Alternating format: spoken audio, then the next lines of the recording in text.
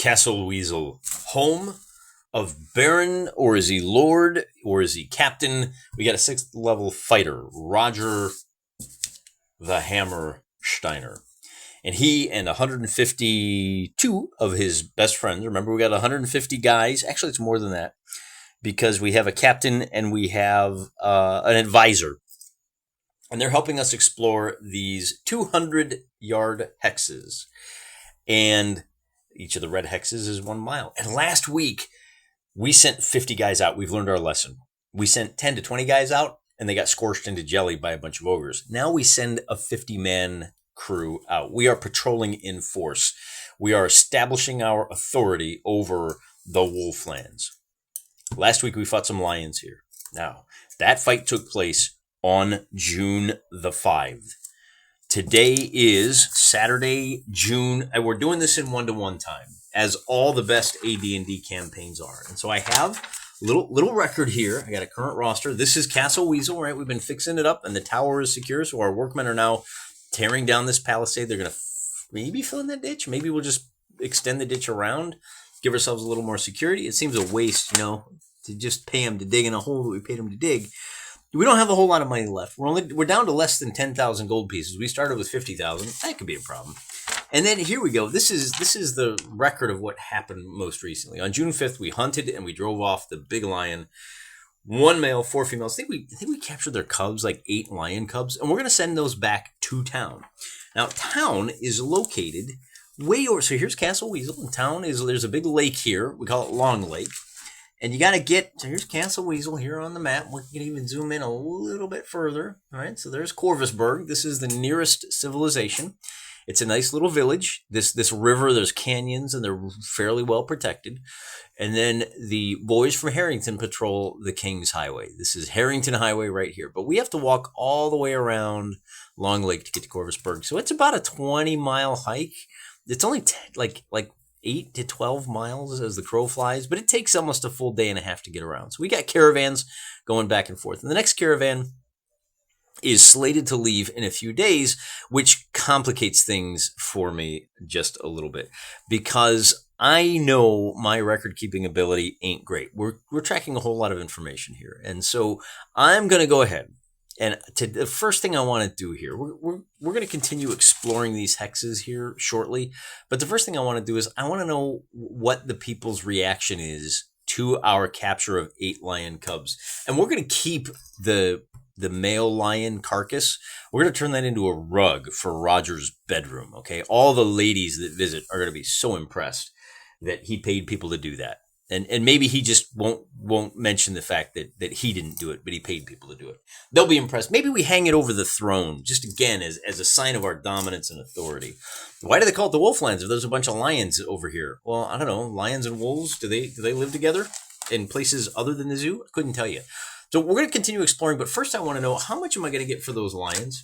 And it occurred to me that we're going to send back 8 lion cubs. And I got to figure out, what does that mean? What are the people in Corvusberg going to think of that? Because we can engage in a little bit of light political action and kind of establish the world that we're living in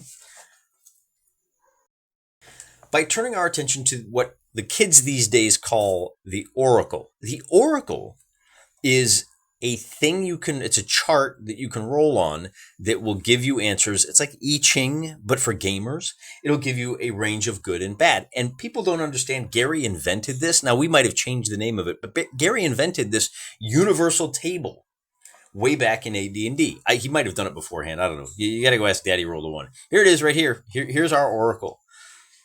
Are the people violently angry with us? Right, so 0 to 5. Are they like not happy, or are they enthusiastic? Are they so thrilled that we managed to get these lion cubs? And so the way I'm going to do this is I'm going to make this roll, and I'm actually going to go ahead and add, let's call it 5%. Right, they're not going to be violently hostile, but this hostile immediate action, that means I get no money. That means that like Fantasy PETA is around and they are just outraged that we would try to protect the cattle of our farmers by destroying the ecology of the world of chaos. And if you think that's ridiculous, that people would be mad that we're fighting chaos, just open a newspaper sometime. The people are mad about that all the time. In our world, why wouldn't they do the same thing in our fantasy world? So I'm going to add 5% to this roll. And then I'm going to say, yeah, so at hostile, we're going to really have to struggle to make it up, right? That's going to be a negative for us.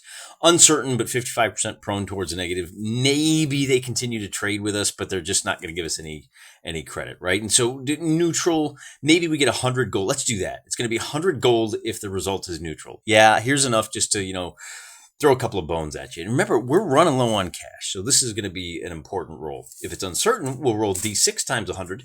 D6 times 200 and D6 times 500. That's what those results will mean. And we can zoom way out so you can see what the die roll is. And with a 53 becomes a 58. That gives us uncertain, but 55% prone towards a negative. Oh, I forgot about this second half of this.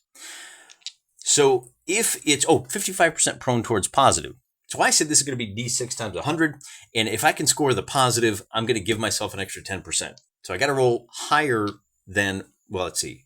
I got to roll 55 or lower. And with a 16, all right, so I get an extra 10%. So it's actually going to be, this is very similar to the gem slot machine. So D6 times 100, I get 330 gold, which isn't much, but it's enough. If we take a look at what our military budget is, 330 gold is enough to pay for, it's about a sixth of this. So it's about 5 days. But that's fine. I'll take it. So I'm going to log that right now. And ultimately, that money's not going to flow into my coffers, as I said, until, and let me just write this down right here so I don't forget that, right? So that's February. Where'd my, I told you my record keeping wasn't exactly hot stuff, didn't I? Well, we'll just have to take a second to find the latest version of our notes, which is probably way back here in the front. In fact, I even dog-eared it. I even flagged it so it'll be easy for me to find. So I'm going to write that down here. We're going to get 330. I'm going to write it right here on camera. 330 gold piece reward. It ain't much, but it ain't nothing. And as I alluded to earlier, adding the 330 gold to our coffers right now might be a little cheap because it's going to be a couple of weeks before the next caravan gets back. They left on Monday. They're actually on the 2nd.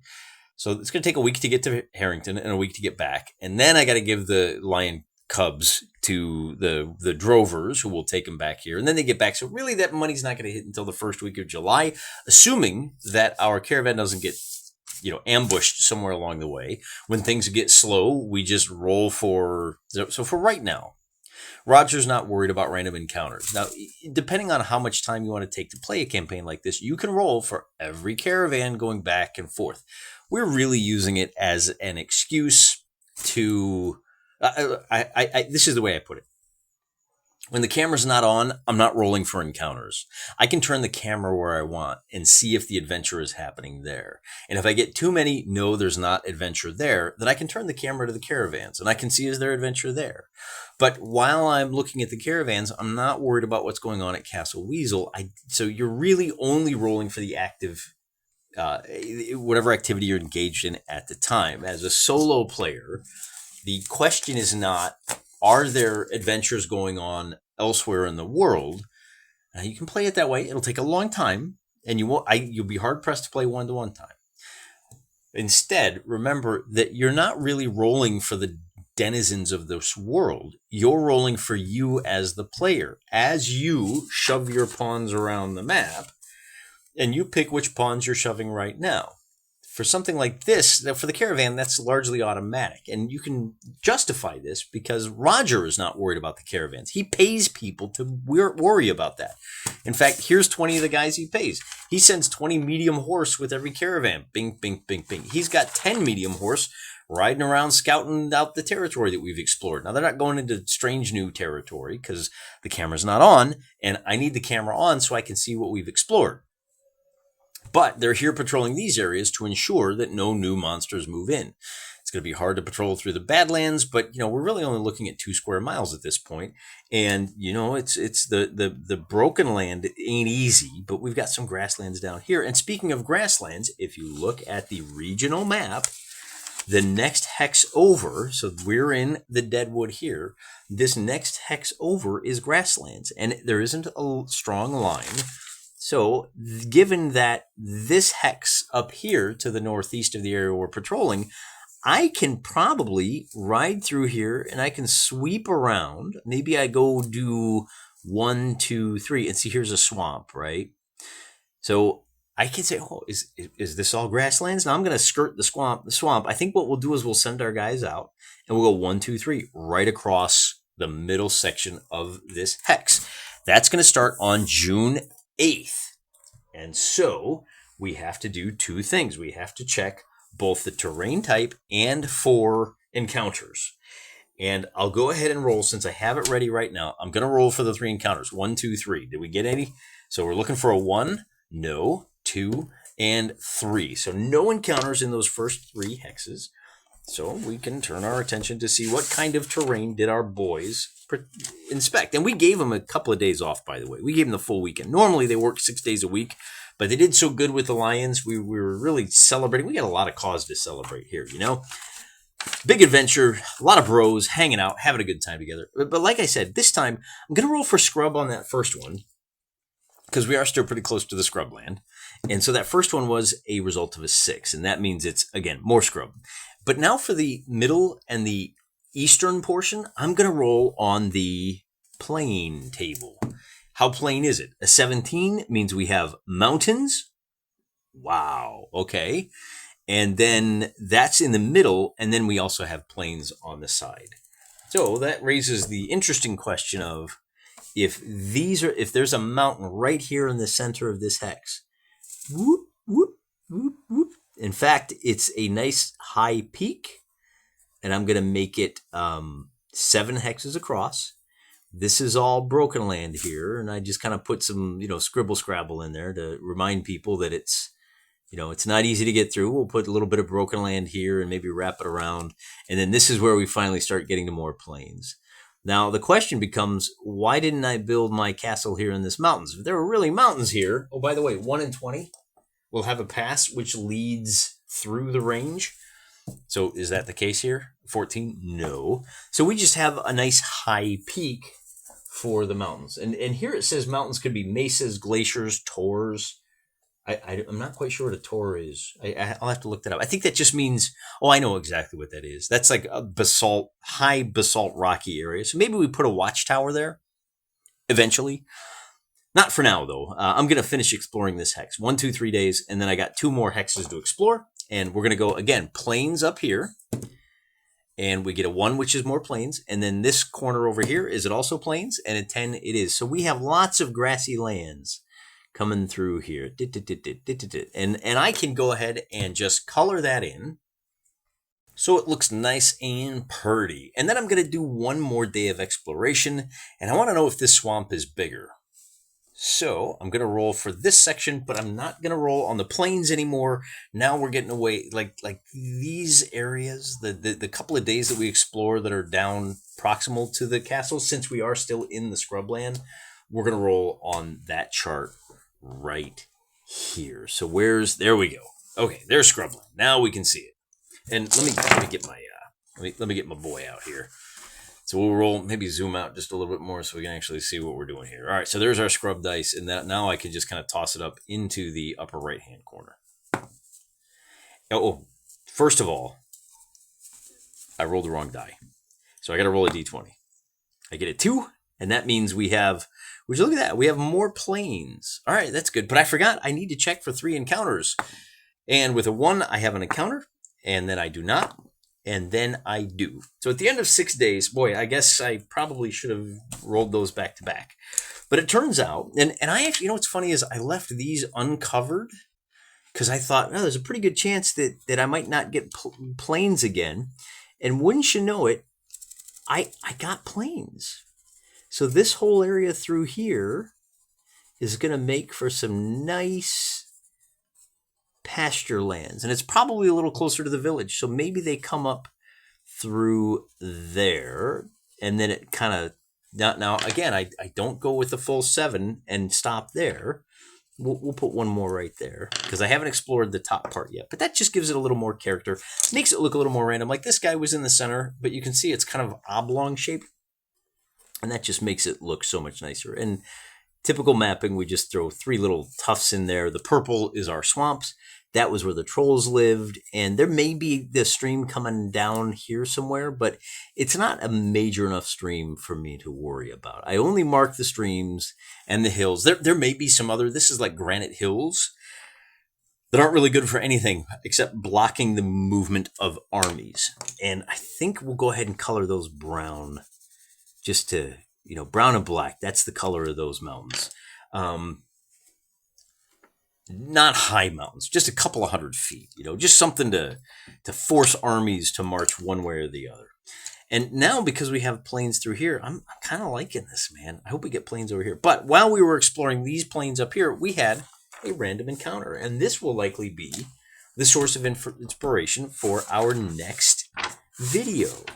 It's the only encounter that our boys have, and this is why we do what we do, right? Because we want to duke it out. We want to pit our wits against the game. We want to pit our wits against the evil that stalks these badlands. This out here, the untrammeled untrammeled. Well, it's trammeled now. We are trammeling the heck out of this wilderness, aren't we? Again, I'm in the plains. I'm going to roll in the plains. That's the first column. Should be hard for me to mess it up. So I get a 62. And so the 62 on the plains, or even a 67, is men. So we run into one of the worst thing ever. A little G there. We run into some little G's. We have to roll on the men subtable. And I think that is on the next page. Am I wrong? Am I right? I see demi-humans. I see dragons. I see frogs. Giants. Oh, I wonder if there's a table of lions. I probably should have rolled on that table, huh? There we go. So here's our men's subtable. And we roll percentile one more time. We get a double deuce, 22. Dervishes. What do dervishes mean? And this could be a real problem for us, because dervishes, if we turn our attention to the monstrous manual. Oh, no, wait, that's 2nd edition. This is just the monster manual. There may be a lot of these guys, and this may be expensive in a lot of different ways. We got 50, and we're going to say, what are you guys doing? Now, dervishes is one of those odd cases where Gary says, I know the game largely takes place in a Western Christian, Western European milieu, but I think these guys are too cool to leave out. So dervishes are nomads. They're very religious nomads. Distinct from pilgrims, who are also nomads and are also, but the pilgrims are found nearly everywhere. The dervishes, they're encountered only in desert, steppes, or plains areas. Well, that's me. So we got to find out how many there are. 30 to 300. Okay. That means we roll 3d10. I get a 7, a 2, and an 8. So 80 dervishes on, and this will happen on June. So we start on the 8, 9, 10. Oh, let me find my map so I don't screw this up. We explored 8, 9, 10 on the 11th. Okay, so June 11th, we encounter 80 dervishes. Dervish. And for every 30 of these guys, there will be an additional 3rd level fighter. And for every 40, there will be a 4th level fighter. So I think that means we got 3/3 and 2/4. They are led by a 10th level cleric. There is a 15% chance that they have a 99 they don't. There's a chance they have a magic user, but they don't. And then we have to figure out whether these guys are in their lair or not. So we have a 5% chance. Wait, but it says 15% here. What is the What's the difference between the 5 and the 15? They're fanatics. Nomads are bands of desert, steppe, plains dwellers who roam freely about. I guess that's what we have. They surprise on a 1 to 4 due to their ability to use terrain to conceal themselves. Okay, got it. Here's the difference. On the human subtable here, If we zoom in, I can show you a little bit better. There is an entry for Dervish and Nomad. Now, we got the entry for Dervish, so no Nomads. That means, see how the Nomads is in parentheticals? That means there's a 5% chance that our Dervishes are encountered in their lair. With an 82, they're not in their lair. So they're just passing through. Now we have to roll for reaction time. And with a 76, I think we're going to be okay. Because a 76 means friendly, immediate action. So they're glad to see us. They probably hated those silly lions. And because, well, let's see, Dervishes, it says here, for every 50, they will have a walled fortress as a lair, which we don't worry about, due to their fanatical nature, and then they have a normal chance for possession of psionic abilities. I don't know what that means. Highly religious nomads, that's what it is. So these guys are just passing through, and they were glad to see us, and I guess we can offer them some guidance on where to go. Maybe they're headed up to, I think the other religious pilgrims that we ran into were going up to Conisborough, or they were coming from Conisborough. I think we're establishing a reputation as a safe haven. We tell them, hey, why don't you guys come back with us? Now, we're not going to pay to feed these guys. We don't need to do that because we didn't have like a neutral reaction. They're very friendly. We're going to say, hey, come back, camp out, within bow shot of the walls. Take a few days off, a few days rest, and maybe our little farmers can get some seeds, maybe feed them a little bit, maybe we make a little money off them, but that's just for our boys, and that's really going to end the week right there. Because they're nomads, we don't have to engage in the thing Gary talks about back there on the hex clearing portion of the rules. So he says here on page, I think it's 93. One of these days I'm going to flag this right here. In order to be a bit, that's population guidance. Where are you, 93? How to run it. He says here, let's see if we can, there we go. Check once for any monster encountered and not driven off or slain will be there from then on, except those flying over or passing through. Hey, well, I think nomads are the very definition of just passing through. So we are absolutely, now here's what's interesting is we've rolled 3 different human encounters and all of them have been religious fanatics of some sort or another. The universe has a way of aligning itself and reminding us maybe they heard about St. John's Well. These guys they're not Eastern style dervishes. Maybe they're crusaders who came down to visit and they didn't believe that St. John's Well was put back into production. They needed to see it for themselves. And now that they've seen it, they're very happy. And maybe they even have a little donation. Because after all, they are friendly, right? So here's what I'm going to do. I'm going to actually, you know what? I could probably make some money off these guys. I'm going to make that random, though. Once again, here's what I'm going to do. I'm going to roll. I'm going to play the slots here. I'm going to roll. The black dice are going to be minus. And the white dice are going to be plus. And then whatever I come up with, that's how many hundreds of gold I either have to give them to put them up, or they give me to take care of things. So it's going to be 800 gold minus 500. That gives me another 300 gold. I made 630 gold in this session, and that's really not going to cut it. I really need to hit some monster lairs. 600 gold, again, that's only a third of a month. 10 days. That only staves off bankruptcy for 10 days, but I'll take it.